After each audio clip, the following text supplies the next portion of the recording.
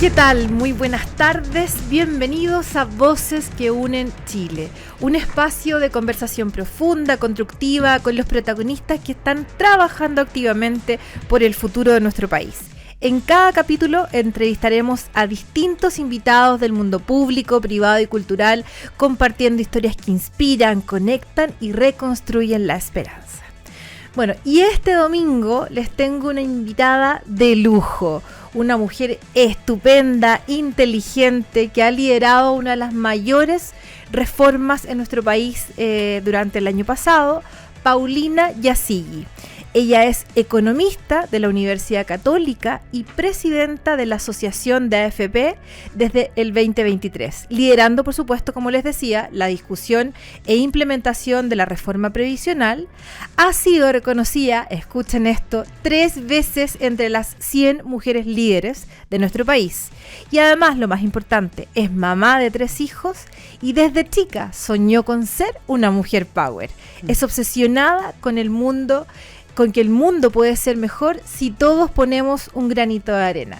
¿Cómo estás, Paulina? Muy bienvenida. Muchas gracias por esa linda presentación, Pepa. Bien, estoy muy bien. ¿Tú cómo va todo este programa? Un éxito, ¿no? Sí, le va muy bien. La radio es muy querida, muy escuchada, especialmente los domingos aquí que están todos como tranquilos. Entonces la gente está como relajada, meditando, en familia. Así que feliz. Qué bien.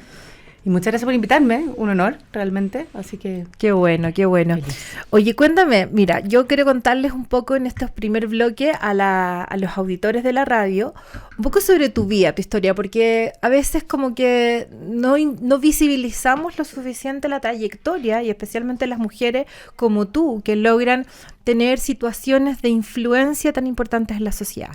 Y yo googleándote, preguntando, y acá con un equipo tremendo de la radio periodístico, bueno, tú eres hija de 2 doctores. Así es. ¿Cómo nace en una familia tan médica la pasión por la economía, por ejemplo? La verdad, no lo sé. Nunca lo he sabido. Yo vengo de una familia de doctores. Por el lado de mi papá, todos los Yassigui son doctores prácticamente, toda la generación de mi papá y sus primos y su hermana, que es psiquiatra. Y mi mamá es doctora, se conocieron en la escuela de medicina. Y no, en mi familia se hablaba todo el día de medicina, los amigos de mi papá son doctores, entonces las comidas los domingos se hablaba algo de política, sí. Pero mucho de medicina, cosa que yo nunca entendí y nunca me interesó y nunca quise estudiar nada relacionado con medicina. ¡Qué increíble! Nada. Nunca estuvo cerca de Si era por descarte, medicina era lo último. Mira. Sí. Es muy loco y economía nace, no sé cómo, nace probablemente inspirándome en posiciones de mujeres que yo veía que lideraban y me cuestionaba qué eran y probablemente me tenían que haber contado ella es economista y, interesante que es la economía. Pero también me acuerdo inquietudes básicas de estar viendo la televisión cuando chica. Creo que hasta te diría que antes del jardín infantil, yo tengo muy buena memoria. Y haber visto imágenes en la televisión de la pesca en Chile. Uh-huh. Y hablaban de millones de dólares, de la exportación. Y yo decía, ¿qué es eso? O la experiencia que siempre cuento, que yo creo que una de las cosas que más me marcó fue haber acompañado a mis papás los domingos, probablemente una vez al mes, al supermercado y vendían granizados. Entonces mi mamá me decía, por acompañarme, una moneda para comprarse granizado con sus hermanas. Y partíamos. ¿Granizado? Granizado, ya, el típico cono, como un helado, sí. Como un jugo helado. Ya. Al siguiente domingo, probablemente en mi cabeza es al siguiente domingo, pero debe haber sido quizá con 6 meses de diferencia, me pasan la misma moneda y voy a comprarlo y me dicen, no, ahora son 2 monedas. Estamos hablando de los años 80, inflación Perfecto. Alta. Y yo le pregunto a mi mamá, al cabo de varias monedas, porque ya me pasaban más monedas porque no me alcanzaba con la misma cantidad de monedas, ¿por qué suben de precio las cosas? Y mi mamá, que con una cabeza muy matemática, siendo que es doctora, me trató de explicar con sus palabras por qué subían de precio las cosas. Y yo te diría que esos hitos, esas cosas son las que van despertando mi interés de cómo funciona este cuento. Qué linda historia. Y además que, en el rol público que tienes hoy día sirve mucho tener esta cabeza matemática, preocuparte. Es una forma distinta, alguna forma de preocuparte del entorno, de cómo afecta en la vida de las personas. Me parece muy interesante, Paulina, cómo nace tu pasión por la economía. ¿Cómo nace tu pasión? Sé que tienes 3 niños maravillosos. ¿Cómo ha sido también en este rol donde de economista, con una larga trayectoria, terminas hoy día dirigiendo siendo uno de los gremios más potentes de nuestro país. ¿Cómo ha sido compatibilizar estos roles que has tenido con la maternidad? No siempre es fácil, pero como yo siempre digo, yo creo que para todas las mujeres en el mundo, no me imagino ninguna mujer que le salga tan fácil esto. A mí me ha salido fácil porque es maravilloso, en el sentido de que lo he gozado, pero claramente hay momentos difíciles de partida porque uno trabaje o no trabaje, el ser mamá, y probablemente no solamente ser madre biológica, cualquier persona que cuida a otra y que la ama con toda su alma, sufre. Yo sufro mucho más por mis niños que lo que sufro por mí misma. Uno se desvela, los verdaderos problemas de mi vida son los problemas cuando mis niños enfrentan desafíos y están complicados con algo, porque uno daría la vida por ellos, ¿cierto? Así es. Y entonces trato el día a día, por supuesto, de estar muy presente, aunque tengo un trabajo demandante, siempre mi prioridad está clara, que son mis niños, y así va a ser, lo decidí hace mucho tiempo. Yo siempre cuento esto también. Hace muchos años atrás fui al funeral de una tía abuela. Mi tía abuela no trabajaba, mi tía abuela estuvo en la casa, trabajaba en la casa, y fue el funeral más lindo que he visto en mi vida. Ella estuvo con 5 años con Alzheimer, así que fueron años que estuvo muy aislada, por lo tanto uno dice, bueno, van a llegar 3 personas al funeral. Estaba repleto. Mira. Repleto porque mucha gente la quería a ella, porque querían a su hijo y a sus nietos. Y cuando tú escuchabas los testimonios de las personas que hablaban enfrente, tú decías, yo me quiero cuestionar cómo sería aquel momento cuando yo me vaya, ¿qué voy a dejar? ¿Qué va a decir mi lápida, por decirlo así simbólicamente? ¿Fue una gran ejecutiva? ¿Una gran economista? No me interesa. Obviamente, uno profesionalmente hace lo mejor posible, pero yo quiero que digan, me marcó, recuerdo que se reía, me hizo feliz, mi mamá me cuidó, y eso me marcó mucho. O sea, ese evento, que yo ya era adulta, ya era madre de mi segundo hijo, y dije, uno tiene que replantearse esta vida. Y yo te diría que no hice tantos cambios en la práctica. Tú no dices, mira, ves la carrera de Paulina yendo para allá y de repente hizo para allá. No, es una forma en que uno se plantea la vida. ¿Dónde están mis prioridades? ¿Dónde me aprieta el zapato de verdad? ¿Dónde está lo trascendente? ¿Dónde está lo trascendente? A mí me pasaba, Paulina, cuando mi vida también ha sido tan intensa como la tuya. Sobre todo yo me dedicaba a la política como parlamentaria, sí, antes claro, como concejal. Y yo logré transformar la culpa que sienten las mujeres que trabajan fuera de la casa, y distingo fuera de la casa porque uno también trabaja claro, dentro de la casa, yo lo usaba como un termómetro, fíjate, como esa cosa de cuando uno siente que está muy lejos, como que te aprieta, o cuando estás de repente muy lejos también de la pega porque estás demasiado dedicada. Yo siento que al final eso que es tan culposo como la propia culpa, si uno la utiliza en favor de uno, en decir, bueno, es mi termómetro para ir manteniendo mis equilibrios, porque cuesta. A ver, a todos les cuesta, a los padres también, y hoy día que avanza la corresponsabilidad, que me parece maravilloso, claro, muy bien, pero siempre las familias y los niños son de uno, me parece bien que tengamos estos espacios donde podamos, digamos, no solamente complementarnos, sino entender el rol de las mujeres. Y en esto tú te has ganado 3 premios importantes como mujer líder. ¿Cómo ha sido también? Yo no tengo una mirada así, feminista de odio contra el hombre, al contrario. ¿Cómo ha sido para ti? Porque has sido bastante pionera en términos de avanzar por los espacios, de que las mujeres estén en los directorios, en situaciones hoy día dirigiendo un gremio tan potente y difícil como ha sido sobre todo las AFP, que ha sido súper como cuestionado el rol social. ¿Cómo ha sido para ti desde la mirada, sin entrar todavía en el debate más profundo que te vamos a sacar toda la reforma? ¿Cómo ha sido compatibilizarlo o cómo has visibilizado a las mujeres chilenas? Yo no sé si me propuse algún día decir, mira, en realidad mi carrera, mi objetivo va a ser tener una beta feminista y un movimiento en que yo pueda ayudar. Fue algo natural. Probablemente vengo de una familia de muchas mujeres muy power. Tengo 2 abuelas que vivieron realidades muy distintas, pero fueron las 2 muy power. La mamá de mi mamá vivían en Concepción, la familia de mi mamá todas de Concepción. Se les cayó la casa en el terremoto del 60, quedó viuda también. Mi abuelo se murió en un accidente de avión, pilotando un avión. Yeah. Tuvo mi mamá que venirse a Santiago a vivir con unos tíos. Entonces fue una infancia de mi mamá muy, muy difícil, digamos, pero obviamente muy, muy querida, una familia que la apañó mucho entre Concepción y Santiago, pero de muchas mujeres muy, muy fuertes, muy bacanes. Y por el lado de mi papá también. Mi papá tiene el apellido Yasigi, mi abuelo fue una persona súper importante, pero mi abuelita, por el lado de mi papá, también fue mujer de las Américas, fue líder en salud pública, muy transgresora en muchos aspectos que en esa época no se veían tan bien, por ejemplo, el control de la natalidad. Entonces vengo con esos ejemplos. Bueno, también tengo 2 hermanas que también son unas bacanas. Entonces vengo de una familia donde las mujeres y los hombres se tratan por igual, donde nunca hubo una diferencia. Tuve una infancia en un colegio en que nunca jamás se hizo diferencia. Entonces me pasa que no me siento especial por ser mujer, me encanta ser mujer, pero me pasa que al final el liderazgo o las posiciones que uno va tomando se van dando naturalmente en base a lo que uno le gusta. Y te diría, yo no hubiera podido liderar otra cosa si no era relacionada con economía porque era lo que me gustaba. Hoy día estoy en el rol de las AFPs porque creo realmente en el rol del sector privado en pensiones. Y es así, naturalmente, con las convicciones que uno la van empujando, sin tratar de rotular nada a la fuerza, sin tratar de posicionarme en algo que no me venía. ¿Te fijas?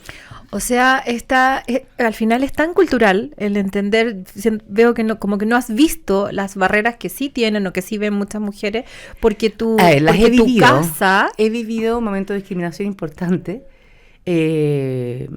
pero por lo mismo, en esos momentos de discriminación importante, que fueron hace años y cuando uno está empezando la carrera, y hoy día yo siento a Chile muy distinto como cuando yo empecé mi carrera hace más de 20 años, pero sí, hubo momentos difíciles y que yo me cuestionaba, ¿por qué dice eso ese señor cuando yo venía en un mundo tan igualitario? ¿Por qué ese prejuicio hacia la mujer? Es verdad que hay prejuicio allá afuera, como que salir al mundo para mí fue un poco de choque. Y por lo mismo, por esta naturalidad que vengo de mi crianza, yo sigo, para mí, esta cosa de, ¿y tienes un panel de mujeres o de hombres? ¿Quién va a entrevistar, hombre o mujer? Y yo sigo preguntando, ¿y qué importa? Claro. Y para mí eso es lo importante, siendo que sí, he sido muy consciente de la discriminación y creo que entiendo mucho a las mujeres que buscan cuotas o que buscan cosas un poquito más a la fuerza, porque si no, esta cosa como que culturalmente no se da sola.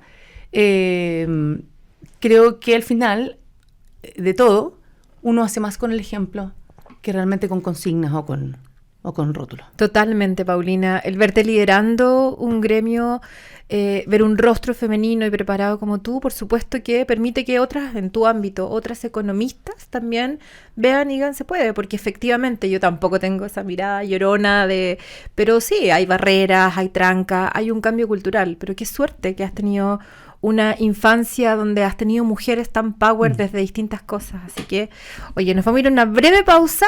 Estamos conversando con Paulina Yasigi, presidenta de la Asociación de AFP. Nos vemos a la vuelta.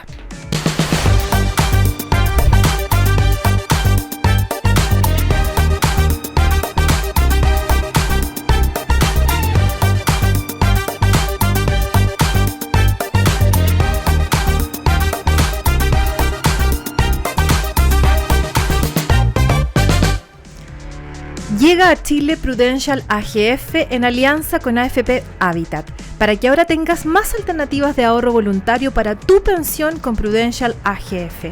Conoce más de esta alianza en prudentialagf.cl.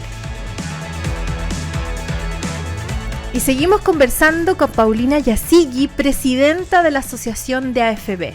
Y en este bloque, Paulina, necesitamos saber todo. ¿Cómo fue tu aterrizaje en la asociación? Yo me acuerdo que en algún minuto nos conocimos hace como 2 años y medio, y te vi llegar con mucha energía, con muchas ganas de hacer cambios, creías mucho, efectivamente, lo que decías en el capítulo anterior, del rol que tienen los privados, las personas, que las privadas no son más que personas, en la participación de las soluciones de los problemas públicos.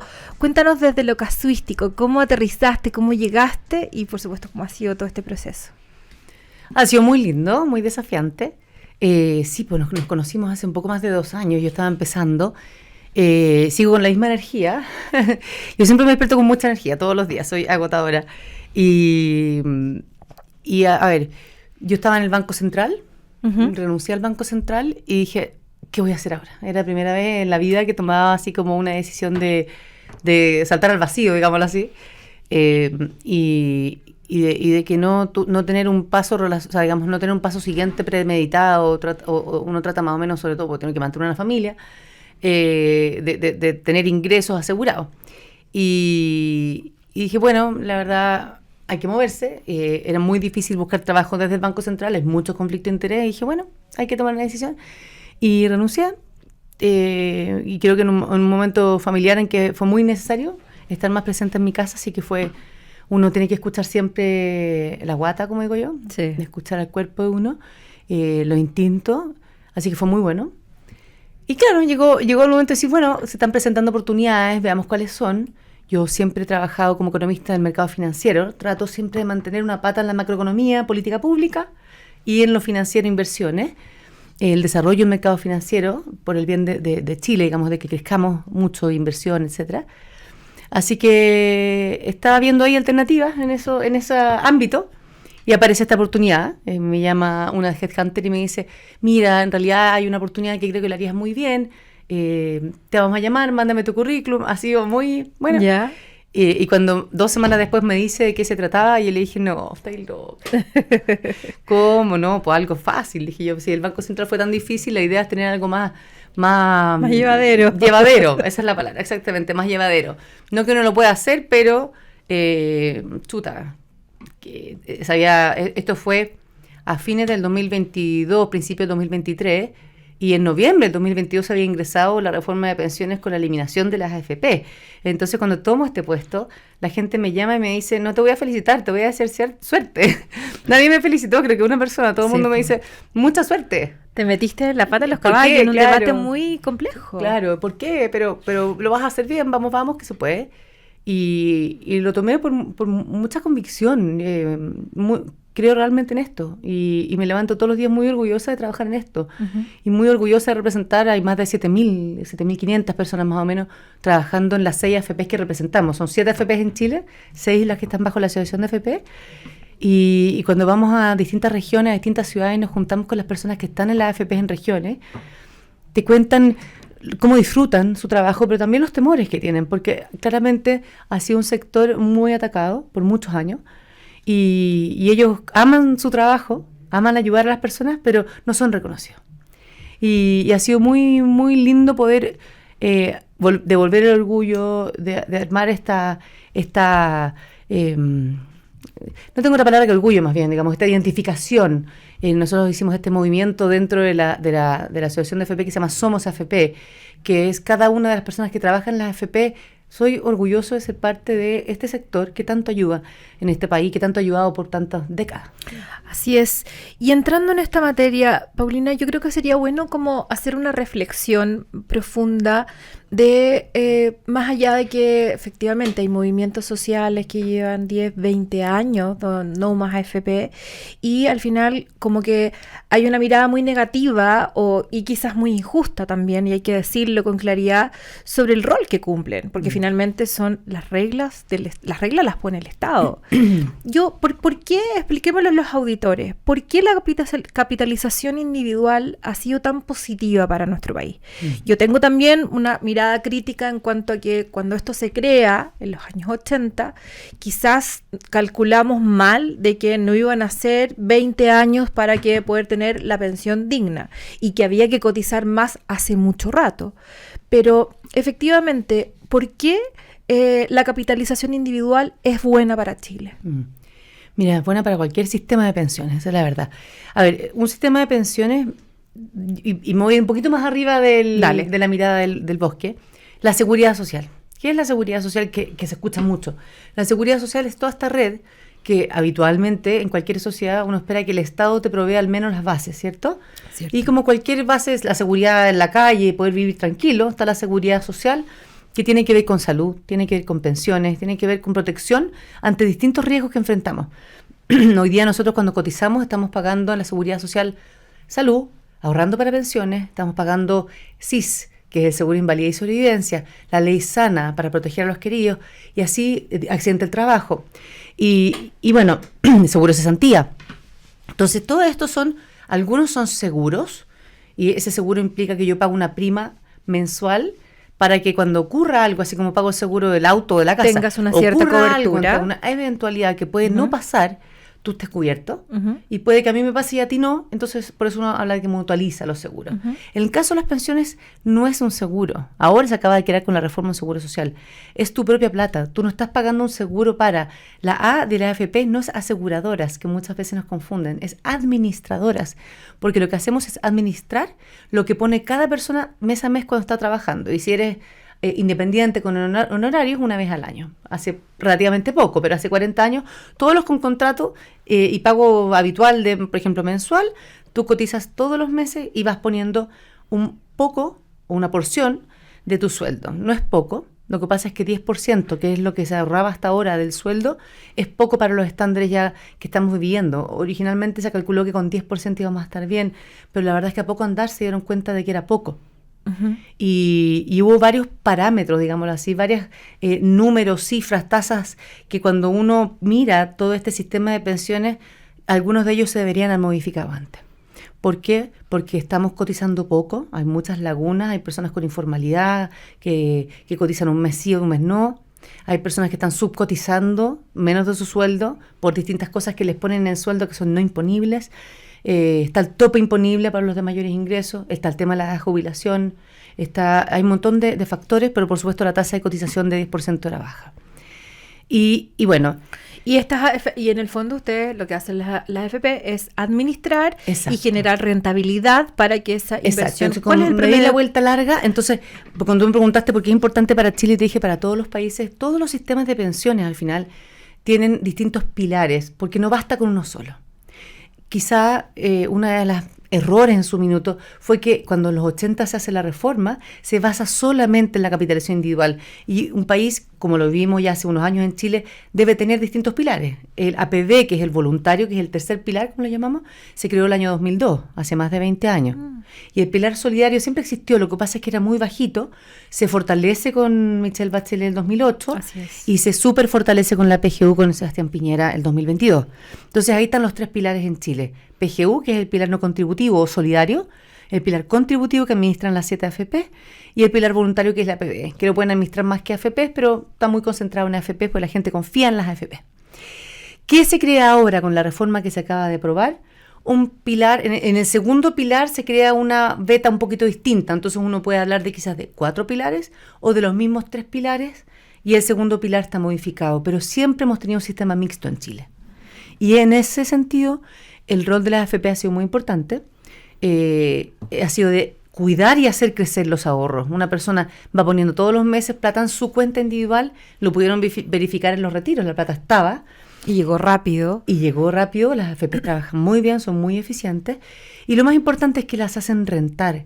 ¿Por qué? Porque hay un equipo de inversiones dentro de las AFP, pero las AFP hacen mucho más que inversiones. O sea, de un grupo de personas que trabajan en una AFP, más o menos el 10% o menos son equipos de inversiones. Todo el resto es operaciones, pago de beneficios, hay mucho que hacer. No solamente es inversiones, pero inversiones sí tienen un rol muy importante. Y cuando tú vas a mirar los ahorros de una persona de hace 40 o 30 años, cómo han crecido por la rentabilidad hasta ahora, Chile ha sido uno de los sistemas en el mundo que ha tenido de las mejores rentabilidades en términos reales, a pesar de todas las restricciones que ha tenido hasta ahora los multifondos. Así es. Y bueno, y también es cosa de mirar lo que ha sido los sistemas de reparto que existen, por ejemplo, en Europa, que hoy día están completamente desfinanciados. Y efectivamente, yo en esto, Paulina, tengo una crítica, porque uno entiende y es tu plata y la han rentado bien y las reglas las pone el Estado y efectivamente eso también es así en Chile y en el resto de los países. Pero también en la situación que estamos hoy día, yo noto en ti algo que me gusta mucho, que es también una autocrítica, porque en el fondo, más allá de que tú llevas 2 años y medio, pero evidentemente hay cosas que uno puede adelantarse. Y uno puede decir, bueno, el rol del Estado es el regulador, es quien pone las reglas del juego, pero las industrias, y no lo digo solo por la AFP, por la ISAPRE o no sé, la seguridad en los puertos.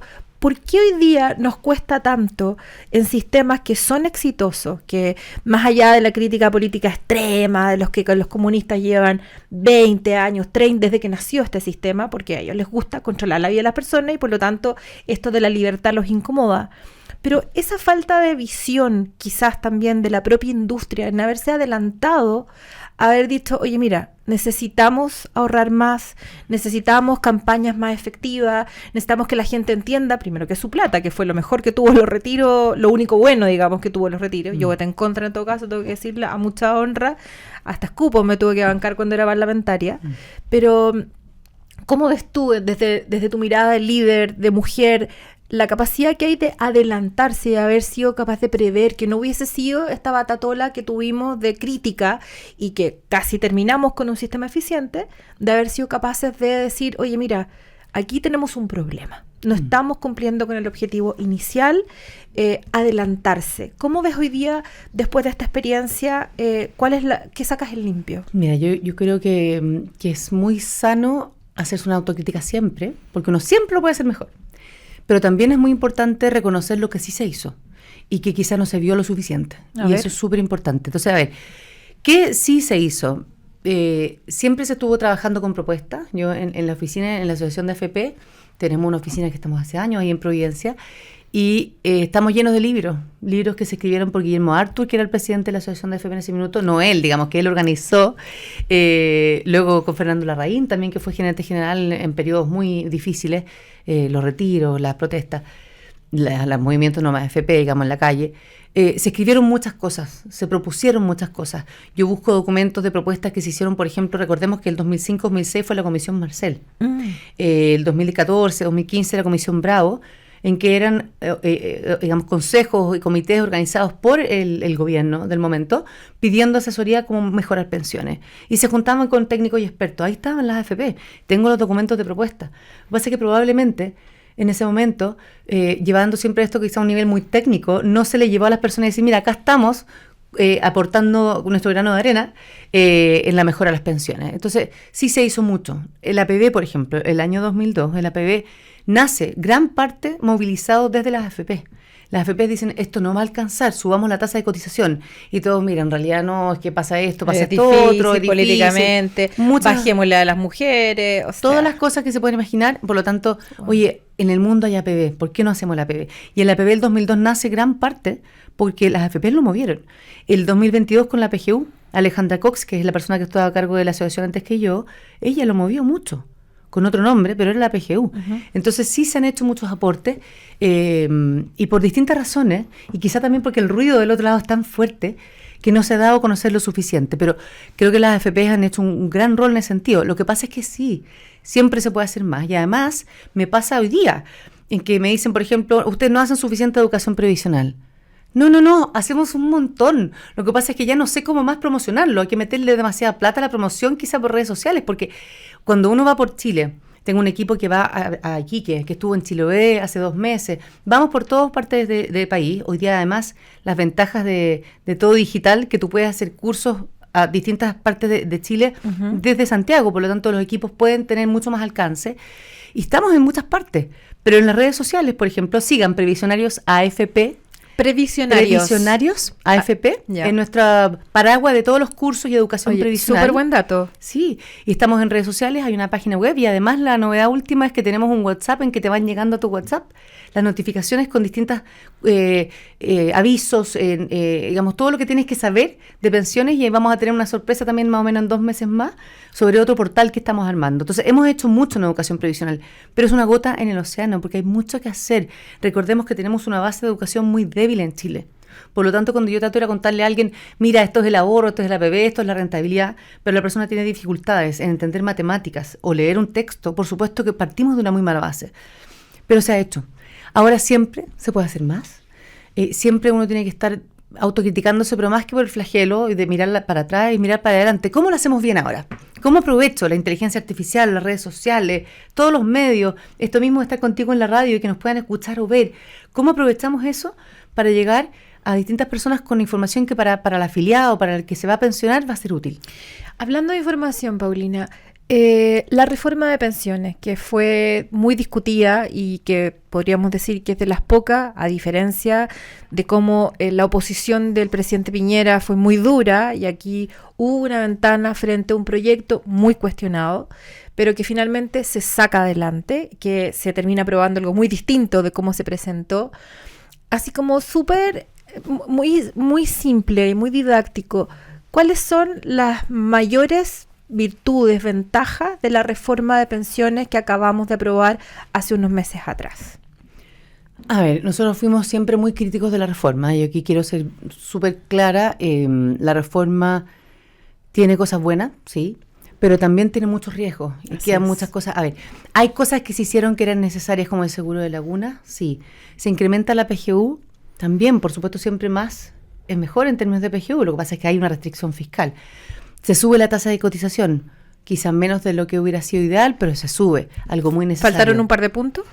Sí, lleguemos después al punto del aumento de tasa de cotización, pero sí, creo que ese aumento de tasa de cotización, recordemos que una parte va a la cuenta individual después de muchos años, pero otra parte va a reparto. Y tú misma lo mencionaste, el reparto no es sostenible, por lo tanto ahí va a haber riesgos a poco andar.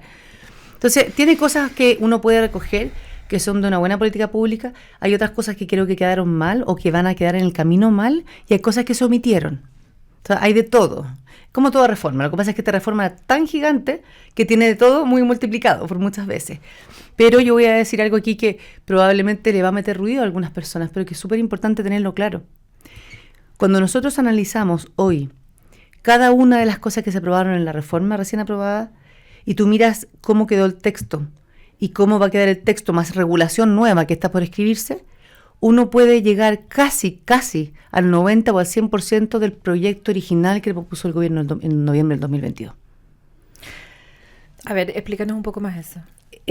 ¿Al 90%? Uno puede ir, algunos aspectos más, otros menos, pero uno puede llegar con lo que está hoy día aprobado en la ley, más regulación nueva que queda por escribir, a distintos aspectos que se proponían en el proyecto original. Por ejemplo, reparto, el reparto está. Hay un pedazo. Cuentas nacionales es el préstamo al FAP, al Fondo Autónomo. Y que todos de estos aumentos de cotización, de estos puntos adicionales, 1,5% es un préstamo que va al fondo y que cuando te pensiones te lo van a devolver. Que muchos dicen que va a actuar como el bono de reconocimiento. Más o menos sí. Pero es un préstamo a un Estado que sabemos que hoy día no tiene plata. Bueno, ¿por qué lo va a tener en el futuro, cierto? Hay muchos desafíos para la sostenibilidad del FAP. Están entonces las cuentas nacionales, el reparto, un rol estatal muy importante entre el Estado en muchos ámbitos en esta reforma, en el sistema de pensiones. La licitación de afiliados antiguos puede terminar incluso, si la idea era aumentar la competencia, reduciéndola, llevando solamente a competir por comisión y olvidando completamente el tema de la rentabilidad. Queda por escribirse el régimen de inversiones de los fondos generacionales, cuando tú se lo das al regulador, a diferencia de todo el mundo que lo hace cada actor, cada AFP, equivalente a AFP, Afore, lo que sea, acá en Chile lo va a poner el regulador. Cuando lo pone un regulador, todos sabemos cuáles son los incentivos del gobierno de turno en un régimen de inversión. Entonces hoy día uno puede confiar en la superintendencia de pensiones y en el criterio del superintendente nuevo que llegue. Pero básicamente su criterio. Pero su criterio. Por lo tanto, todas las cosas al final que uno veía como riesgos para la reforma original siguen presentes hoy, y por supuesto también lo podemos ver con distintas campañas presidenciales de seguir anunciando eliminación de actores privados en el sector de seguridad. De eso vamos a conversar a vuelta de comerciales. Vamos y volvemos conversando con Paulina Yasigui, presidenta de la Asociación de las AFP.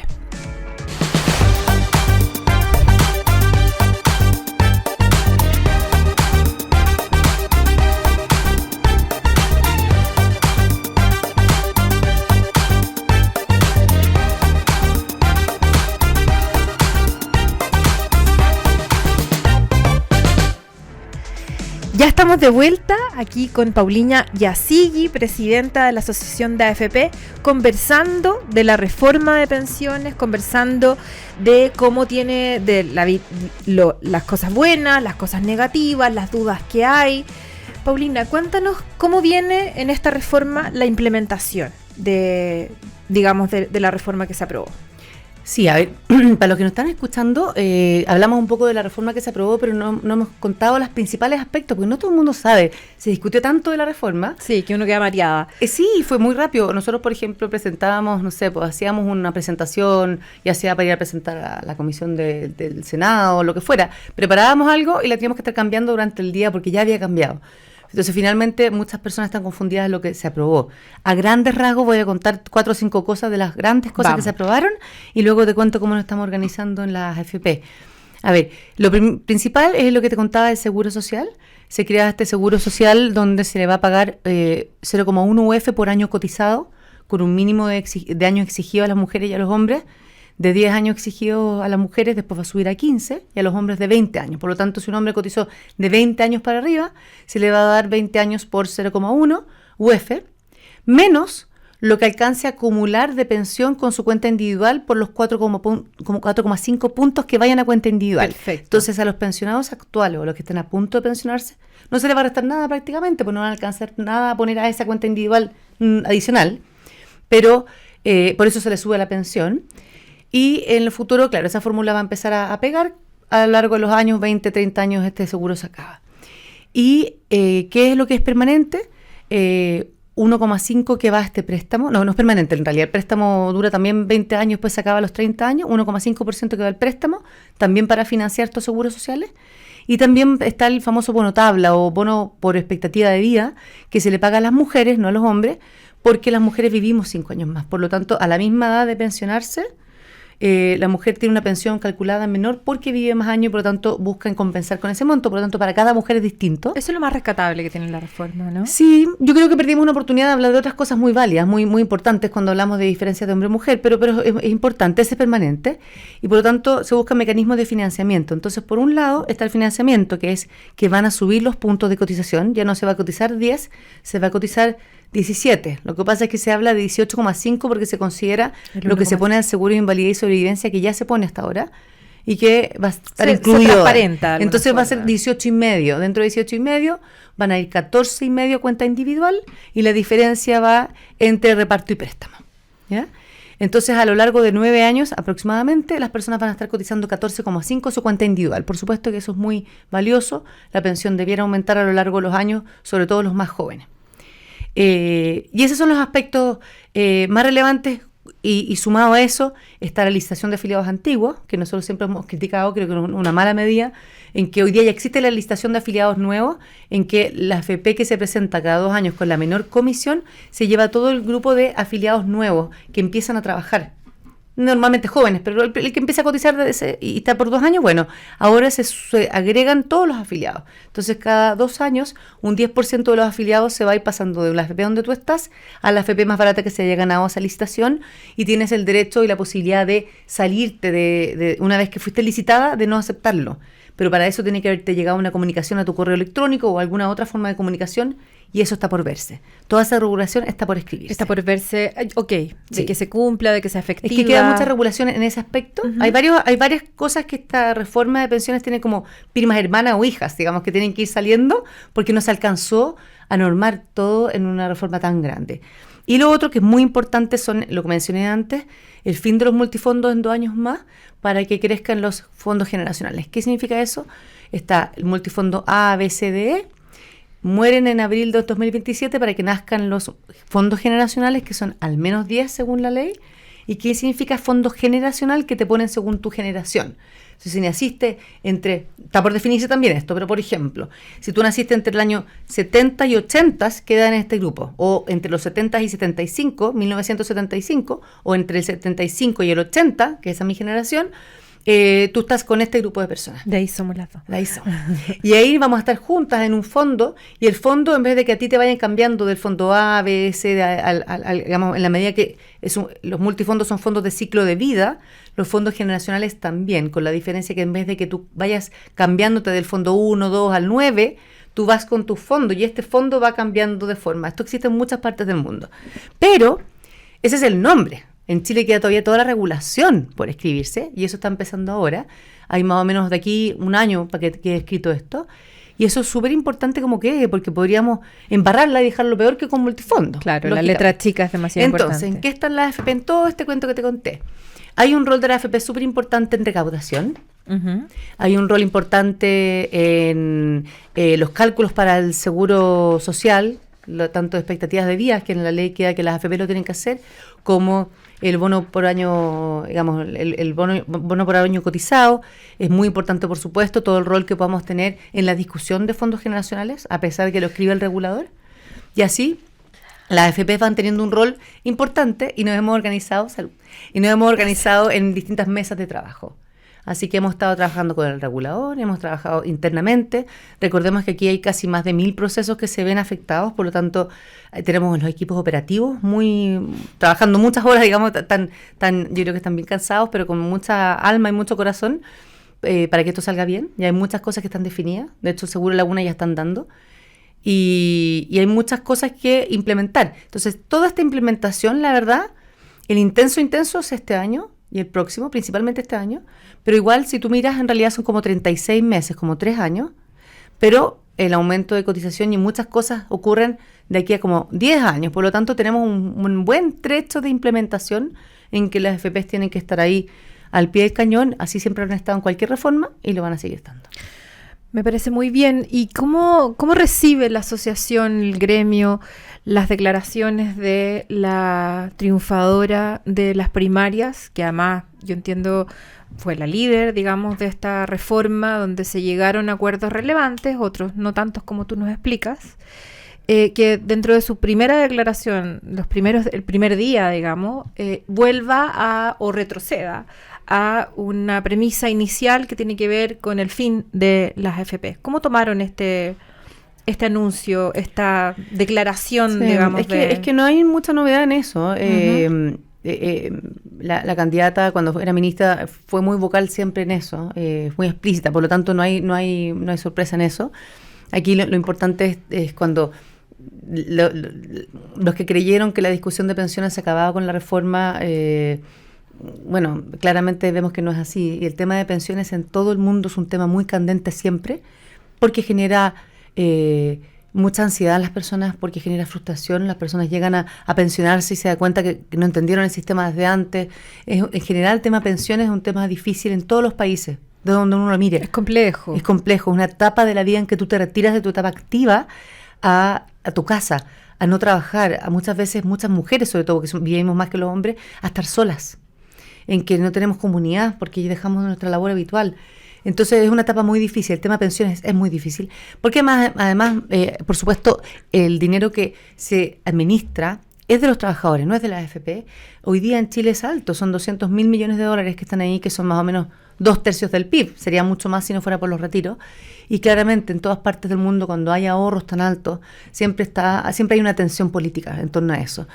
Ahora mira, hay que trabajar con responsabilidad, hay que seguir mostrando todo el trabajo que hacen las 7.500 personas que trabajan en la AFP en todo Chile, cómo atendemos al público, todos los desarrollos tecnológicos que se han hecho, toda la defensa en ciberseguridad que hay, toda la defensa, digamos, de gobierno corporativo. Cuando tú ves lo que ha ocurrido en el mercado de capitales chilenos, cómo se ha desarrollado, gran parte ha sido porque los equipos de inversiones han sido muy responsables en defender cómo invierten el dinero de los trabajadores, los ahorros de los trabajadores. Entonces, creo que hay mucho trabajo valioso y efectivamente, por ideologías a veces mete ruido que el sector privado o actores privados estén en roles de seguridad social o lo que sea que podamos considerar, incluso en energía, digamos, en cualquier cosa que uno pueda, en algunas ideologías consideren que el Estado debiera proveerla.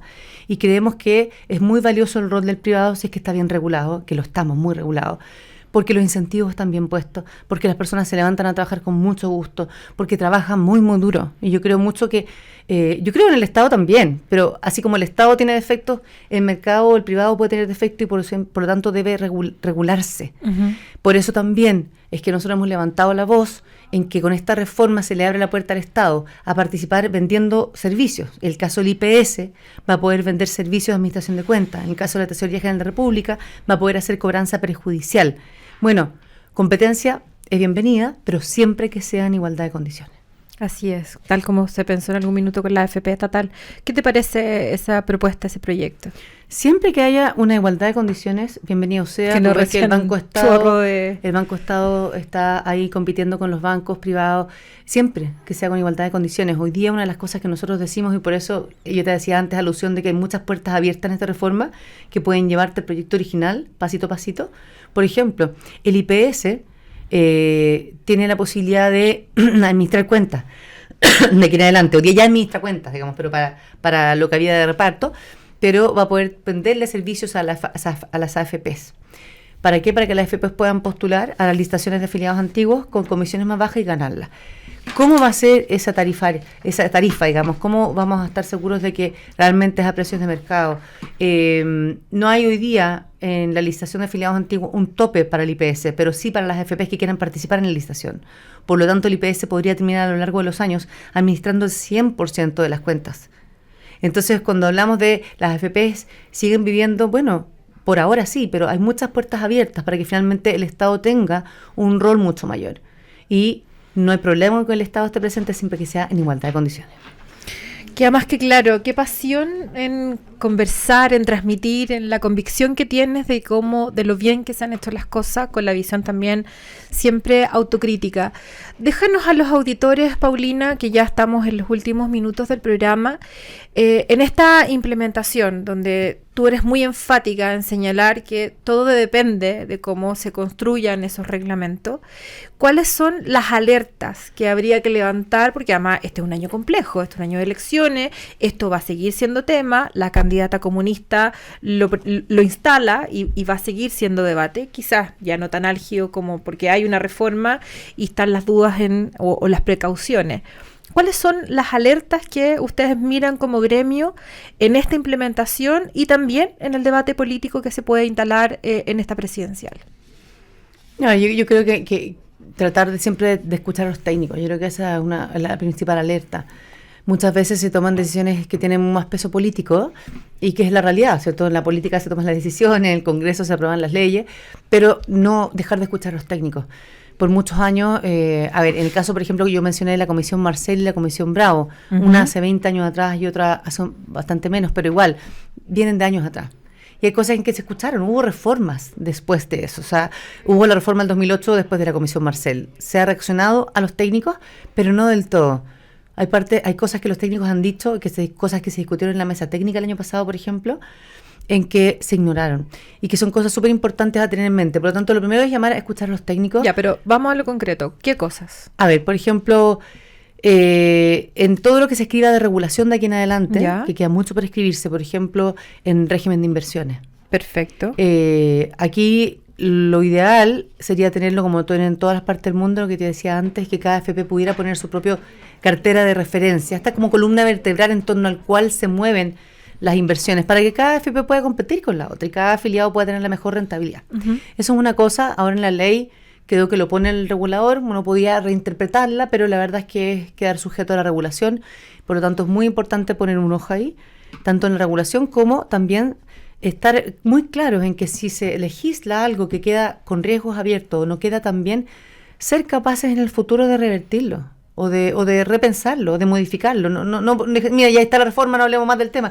Siempre, esto es dinámico, esto es un ente vivo, ¿cierto? La sociedad, la economía va cambiando, nos vamos envejeciendo, vamos a tener que repensar el tema de la edad de retiro.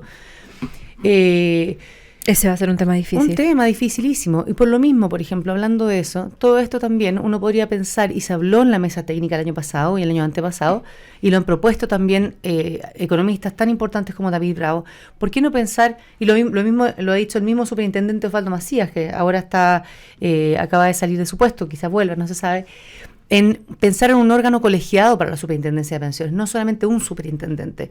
Y con eso nos aseguramos de que haya mucha más transversalidad en las decisiones. Ya la superintendencia, el regulador, el superintendente, tenía muchas atribuciones. Con la reforma de pensiones tiene muchas más.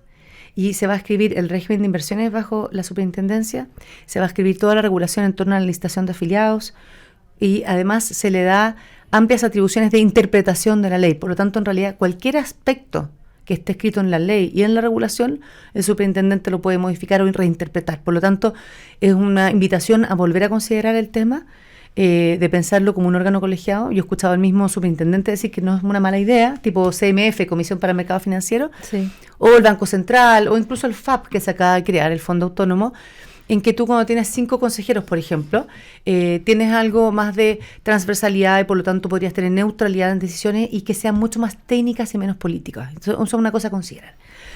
La regulación queda por escribir en muchos aspectos, queda mucho por escribir, pero también quedan leyes. La ley que se acaba, el proyecto de ley que se acaba de ingresar del seguro, invalidez y sobrevivencia, ¿cómo va a quedar? ¿Se va a aprobar o no? ¿Se va a discutir? Luego, cosas que no se incluyeron. ¿Qué vamos a hacer con la informalidad en Chile?